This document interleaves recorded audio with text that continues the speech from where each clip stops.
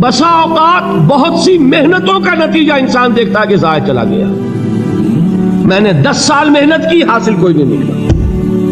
یہ ثمرات کیا ہیں؟ محنتوں کے ثمرات کا ضیاع۔ کوشش آپ نے کی، قسمت کی خوبی دیکھی ہے، ٹوٹی کہاں کمن، 2-4 ہاتھ جب کے لبے بام رہ گئے۔ Be prepared. ایک شاعر کے یہ اشعار ہیں، وہ کمیونسٹ تھا، میں نام بھی نہیں لیتا، لیکن یہ کہ یہ اسی انقلابی، چونکہ ان کا بھی ایک انقلابی نظریہ ہے، انقلابی عمل میں یہ سارے مراحل آتے ہیں۔ کوئی سیٹ بیک آیا، فرض کیجئے کوئی ناکامی ہو گئی، تو اپنے ساتھیوں کو دل بندھانے کے لیے یہ فصل امیدوں کی ہمدم اس بار بھی غارت جائے گی، سب محنت صبحوں شاموں کی اب کے بھی اکارت جائے گی۔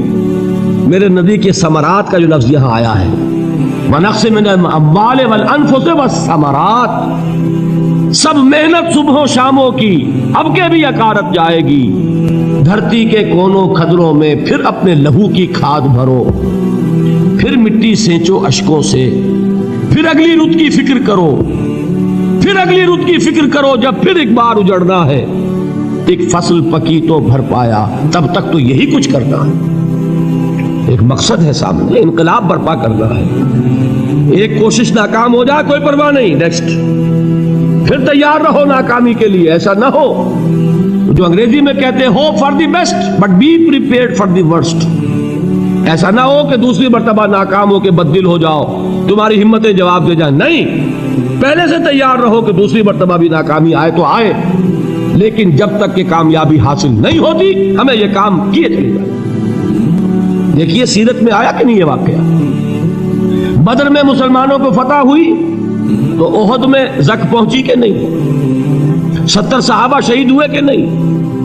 اگر ان کی ہمتیں جواب دے جاتی تو گاڑی کیسے چلتی آگے؟ تو فرمایا وَلَنَبْلُوَنَّكُمْ بِشَيْءٍ مِّنَ الْخَوْفِ وَالْجُوعِ وَنَقْصٍ مِّنَ الْأَمْوَالِ وَالْأَنفُسِ وَالثَّمَرَاتِ، ہم تمہیں لازم آزمائیں گے، خوف کی کیفیت سے، فقر و فاقے کی کیفیت سے، بھوک سے، جان کے نقصان سے، مال کے نقصان سے، محنتوں کے حاصل کے ضائع ہو جانے سے۔ وَبَشِّرِ الصَّابِرِينَ، اور اے نبی بشارت دیجئے صبر کرنے والوں کو۔ الذین اذا اصابتہم مصیبت، وہ کہ جب ان پر کوئی تکلیف آئے، کوئی مصیبت آئے، کوئی آزمائش آئے، قالوا انا للہ و انا الیہ راجعون، وہ یہ کہیں کہ ہم اللہ ہی کے ہیں، اللہ ہی کی طرف لوٹ جانا ہے۔ یہ وہی انداز ہے جو میں نے فارسی کا شعر سنایا تھا آپ کو کہ سرے تسلیم خم ہے جو مزاج یار میں آئے۔ وہ ہمارا مولا ہے، ہمارا آقا ہے، اگر اسے یہی منظور ہے تو ہمیں بھی یہی منظور ہے۔ میں نے تسلیم و رضا کی بات کی تھی نا، آپ کو کچھ شعر سنائے تھے، ایک شعر اور سنیے، اور یہ کس کا ہے؟ محمد علی جوہر کا۔ ایک مرتبہ جیل گئے، ان کی ایک بیٹی جوان بیمار ہوئی، فوت ہو گئی، باہر چھوڑا انگریز نے، جاؤ بھائی دفن کر دو بیٹی کو۔ دوسری مرتبہ جیل گئے، دوسری جوان بیٹی اسی مرض میں مبتلا ہوئی۔ اب یہ جیل میں ہے، خبر پہنچی کہ دوسری بیٹی کے اوپر بھی اسی مرض کا حملہ ہوا ہے۔ ایک نظم لکھی ہے جس کا آخری شعر یہ ہے، تیری صحت ہمیں منظور ہے لیکن اس کو نہیں منظور تو پھر ہم کو بھی منظور نہیں۔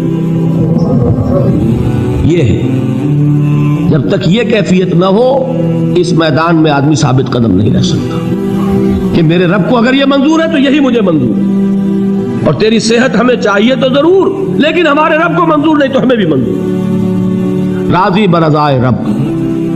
وبشر الصابرین الذین اذا اصابتهم مصیبۃ قالوا انا للہ و انا الیہ راجعون۔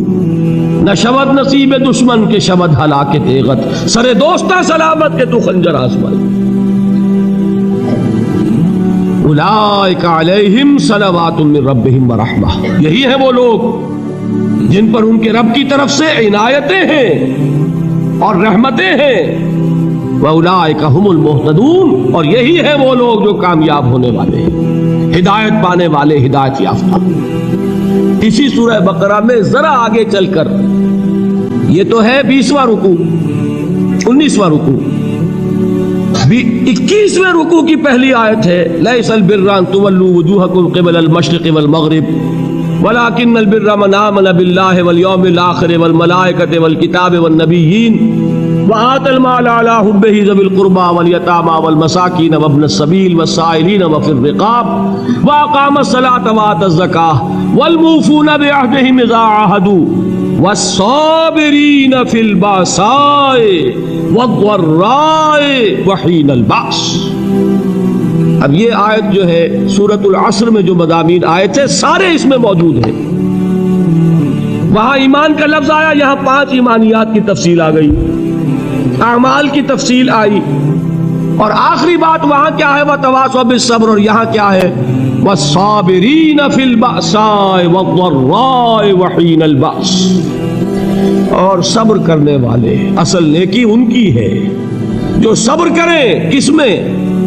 جنگ کے وقت، ذرائے، بأسائے، بأسا کہتے ہیں فقر اور فاقہ، واحد آئے گا باس تو اس کے معنی جنگ، اور باسا جمع میں آئے گا تو فاقہ، فقر، بھوک، اور ذرائے جسمانی تکلیف، ضرر، جسمانی تکلیفوں میں صبر کرنے والے، فقر اور فاقے میں صبر کرنے والے، اور جنگ کے وقت صبر کرنے والے، اولئک الذین صدقوا واولئک هم المتقون، یہ ہیں وہ لوگ جو صبر کرنے والے ہیں، یہ ہیں جو سچے ہیں، جو اپنے دعوے میں نیکی کے اور ایمان کے صادق ہیں، اور یہی وہ لوگ ہیں جو متقی ہیں۔